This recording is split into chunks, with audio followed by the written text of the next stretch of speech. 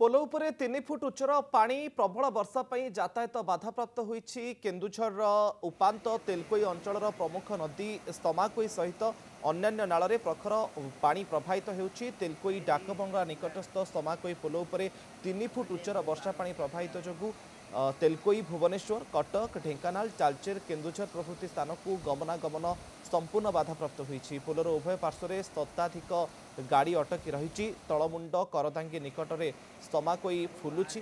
पिटानाली नाल उपरे मध्य वर्षा जल प्रवाहित होइतिबार चित्र सामना को आसिछि। तेलकोई भुवनेश्वर को जोगाजोग विच्छिन्न। रास्तार उभय पार्श्व शह शह गाड़ी अटकी रही।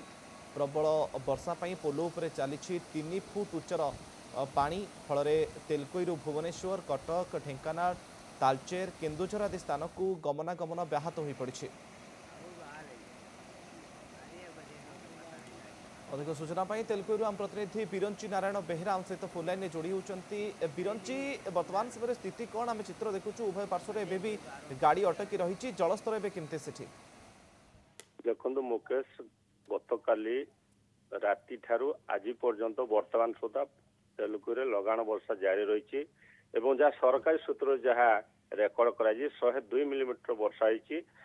समाकुईर उपर मुंडर प्रबल वर्षा पहाड़ी पानी समाकुई नदीर जल स्रोत समाकुई नदी फुली। राति विलंबित राति प्राय 3:30 4टारू समाकुई पुल उपर 3 फुट उच्चर बन्या जल चली।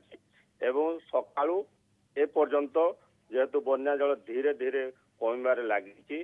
उभय पार्श्व गाड़ी मोटर अटकी रही। जोगाजोग एक प्रकार ठप हो जाए। जो उपनदी अच्छी समाकुर उपनदी कहवा आम अन्य जो नाल अच्छी से नाल प्रबल वर्षा पानी प्रवाहित होउछि।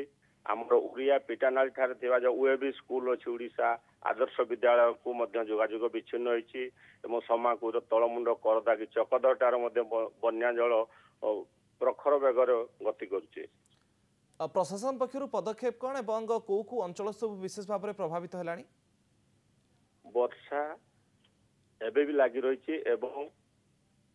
एबे जदि आम कहीपर करदांगी नुआगढ़ एवं दुबलापाल हनुमतिया एवं बाउंसजोर एवं पिटानाली नाल एवं समाकुई नदी ता पार्श्ववर्ती अंचल वर्तमान प्रखर बेगर बन्या जल प्रवाहित देखुं समाकोई पोल उपर चित्र जो 3 फुट पानी भी एबे भी प्रवाहित होउछि एवं यातायात पूरा ठप। बहुत बहुत धन्यवाद बिरंची आपनकर सूचना पाई।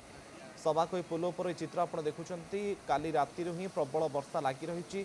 3 फुट पानी एबे भी सेठी प्रवाहित होउछि। यातायात पूरा ठप एवं तली अंचल जो गुड़िक रही सी संपूर्ण भाव प्रभावित है। विशेषकर तेलकोई भुवनेश्वर कटक ढेंकानाल तालचेर केन्दुझर यही सबू स्थान को जीवासवा वर्तमान समय पूरा व्याहत संपूर्ण ठप हो पड़ी। यातायात पुलर उभय पार्श्व शताधिक गाड़ी अटकी रही।